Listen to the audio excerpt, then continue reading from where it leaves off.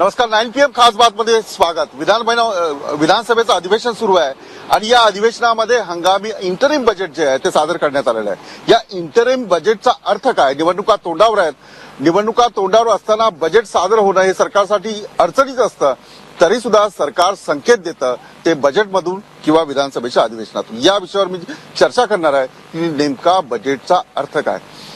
2000 पर्यंतच्या झोपड्या रेग्युलाइज करायच्या, मुंबईसाठी विजेचे दर नियमित करायचे, असे महत्वाचे प्रश्न असताना हा बजेट मांडण्यात आलेला आहे। त्याचबरोबर महागाई लोकांपुढे जी संकट उभी करते त्याला दिलासा देणारा हा बजेटचा अर्थ आहे का, ही चर्चा मी करणार। या चर्चेत सहभागी होतात अतुल लोंढे, राष्ट्रवादी काँग्रेस पक्षाचे प्रवक्ते आहेत, जयंत पाटील, शेकापचे नेते, ज्येष्ठ आमदार आहेत, आशिष शेलार, मुंबई प्रदेशचे अध्यक्ष आणि आमदार भाजपचे या चर्चेत सहभागी होतात, रविकिरण देशमुख पत्रकार या चर्चेत सहभागी होत आहेत। यांच्याशी चर्चा करण्याआधी एक छोटा रिपोर्ट पाहूयात आणि चर्चा सुरू करूया।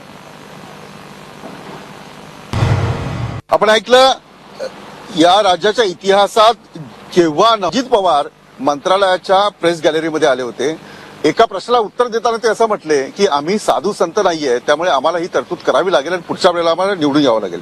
मी आशिष शेलार यांच्याकडे जाणार आहे। आशिष शेलार, मला सांगा की राज्याचे अर्थमंत्री उपमुख्यमंत्री यांनी जो असं म्हटलं की एवढा पैसा आम्ही कधी दिला नव्हता, तेव्हा या बजेटमध्ये दिला आहे। मुळामध्ये याच्या मागे राजकारण आहे, राजकारण सोडून काहीच नाही। हे वोट ऑन अकाउंट नसून ऑन अकाउंट वोट मागण्याचा प्रकार आहे आणि त्यामुळे मला असं वाटतं की ह्या सगळ्या गोष्टी ज्या मांडल्या आहेत, आणि मला वाटतं पुन्हा एकदा आपल्याला विसरता येणार नाही की निवडणूक आयोगाने गेल्याच आठवड्यामध्ये एक निर्देश असे दिले की आपण ज्या घोषणा करू त्या घोषणा कशा पूर्ण करणार आहोत त्या बाबतीचा सुद्धा लेखाजोखा देणं आवश्यक आहे। राज्याचं ऑलरेडी आपलं कर्ज हे 2 लाखाच्या वरून आता 3 लाखावर गेलं। आज 5500 कोटीचा तुटीचा त्यांनी हा 4 महिन्याचा अंतरिम अर्थसंकल्प मांडला।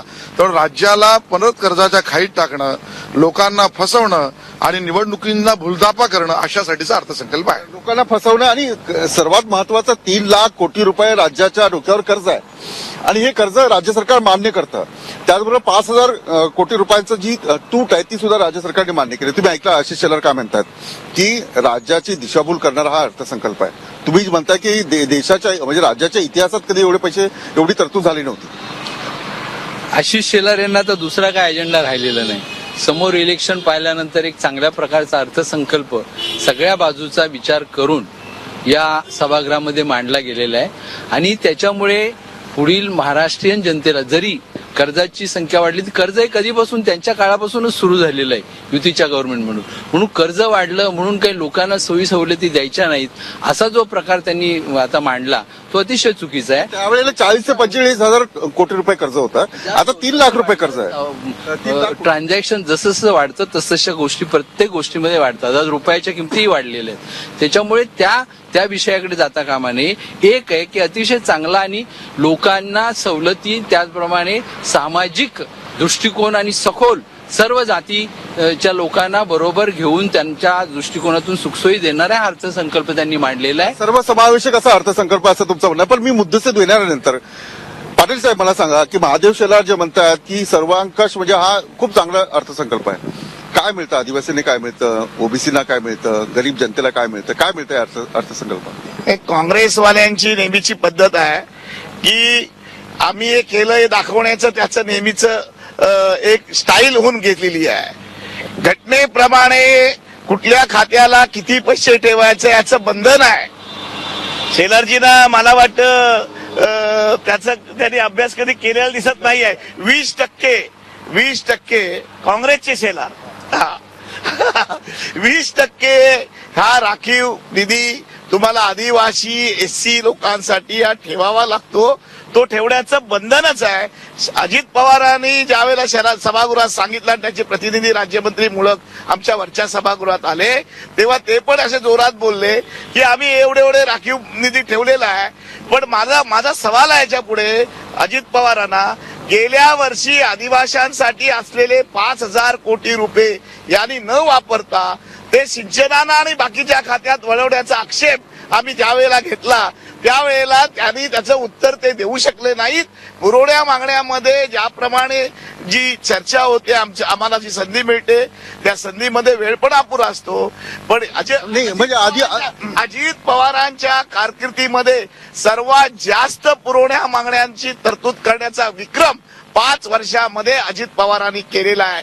बजेट एका ठिकाणी आणि बजेटच्या बाहेर ते बजेटमध्ये केलेले सगळे तरतूद फिरून पुरवण्याच्या मागण्यातून इतर खात्यात देण्याचा एक वेगळा विक्रम आणि वेगळी मेघ ही अजित पवारांना जमलेली आहे. ती याच्या आधीच्या महाराष्ट्रातल्या अर्थमंत्र्याला कोणालाही जमली नव्हती. ठीक आहे, मी अतुल लोंढे यांच्याकडे जातो. हे असं म्हणतात की तुम्ही निधीची तरतूद करतो म्हणून सांगतात, पण तो निधी वापरातच येत नाही आणि तो निधी दुसरीकडे वळवला जातो. नाही, बेसिकली याच्यामध्ये बजेटच्या प्रोसेस संदर्भात आपण एक लक्षात घेतलं पाहिजे की आर्टिकल 118 मध्ये अप्रोप्रिएशन बिल जे वोट ऑन अकाउंट सांगितलेलं आहे त्याच्यामध्ये मिनिमम तरतूद किती असावी बजेटमध्ये कुठल्या याच्यावर याची तरतूद केली आहे, मॅक्सिमम तरतूद किती असावी याची तरतूद नाही आहे. पहिले मी पाटील साहेबांना एक सांगू इच्छितो. दुसरी अशी आहे की पुरवणी मागण्याचा आपण जो चर्चा करतो त्याच्यामध्ये रिवाइज एस्टिमेट, फायनल एस्टिमेट असं वर्षभरामध्ये जे आपण अंदाजित आकडे बजेटमध्ये मांडत असतो.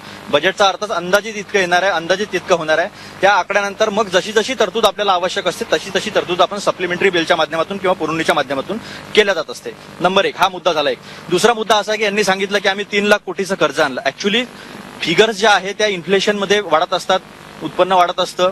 त्याच्यामध्ये आपण 3 लाख कोटी आणि 45,000 कोटी असे फिगर न मानता जर आपण जीडीपीच्या रेशोमध्ये जर पर्सेंटेज जर बघितला आपण तर यांच्या वेळेस 25.5% हे डेफिसिट होतं युतीच्या काळामध्ये आणि आज डेफिसिट जे आहे इक्वलंट टू जीडीपी ते आहे 17.5%. ऍक्च्युली जो आउटले आहे आणि जे फायनान्शियल प्रुडन्स आपण ज्याला म्हणतो त्या प्रुडन्स प्रमाणे 25% ही तुमची डेडलाईन आहे, बॉटम डेडलाईन आहे. ती जर तुम्ही क्रॉस केली तर तुम्ही मग आर्थिक संकटामध्ये येता असं असतं. त्या आर्थिक संकटामधून हे राज्य जे आहे 17.5 पर्यंत आणलं. आज फिस्कल डेफिसिटची जी गोष्ट होत आहे ती फक्त 1.7% आहे. इतकं जे एफआरबीएम जो आहे तो एफआरबीएम पाळण्याचा पूर्ण प्रयत्न होत आहे आणि असं असताना जेवढ्या सवलती देता येईल तेवढ्या सवलती देण्याचा प्रयत्न हे सरकार करत आहे. माझा दुसरा प्रश्न यांनी जो उपस्थित केला, तुम्ही जी तरतूद करता ती वापरातच आणत नाही असा त्यांचा आरोप आहे. नाही, असं आहे आता की तरतूद करत नाही, वापरात आणत नाही तर त्याच्या संदर्भामध्ये सभागृहामध्ये मोठ्या प्रमाणावर चर्चा होऊ शकते आणि तरतूदच करत नाही तर मग एवढा मोठा विकास महाराष्ट्रात झाला कसा? 24,000 रुपये जवळपास हा यांच्याकडनं सरकार घेतल्यानंतर 2001 मध्ये 24,000च्या जवळपास हा पर कॅपिटा उत्पन्न होतं, प्रति व्यक्ती उत्पन्न. ते आता 1,09,000 कोटीच्या जवळपास गेले, 1,09,000 असं गेलेलं आहे प्रति व्यक्ती आहे. ते उगाच गेलं का?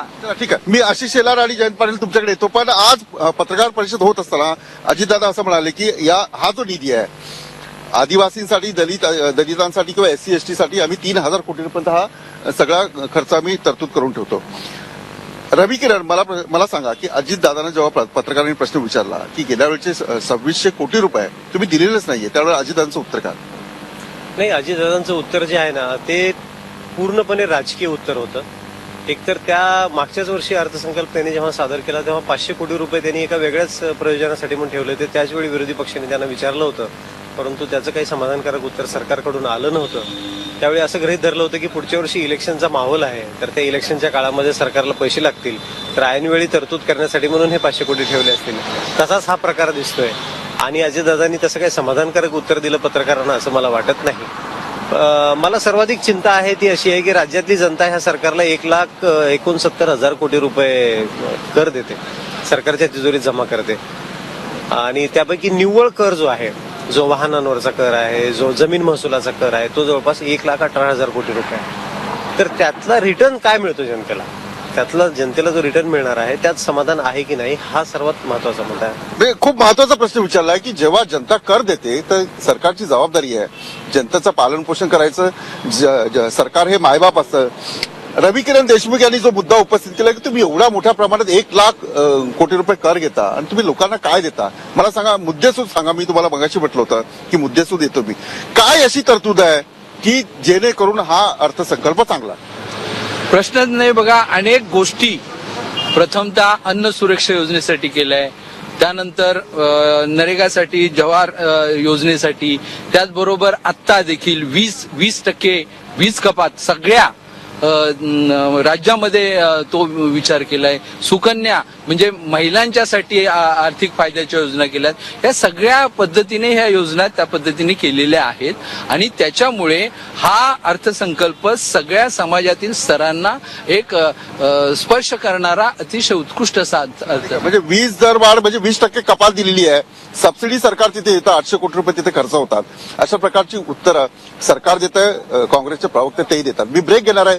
ब्रेक नंतर मी आशिष शेलार आणि जयंत पाटील यांच्याकडे जाणार आहे की वीज कपात जी आहे ती 800 कोटी रुपये देऊन लोकांचं समाधान होणार आहे का, ही चर्चा एका ब्रेक नंतर.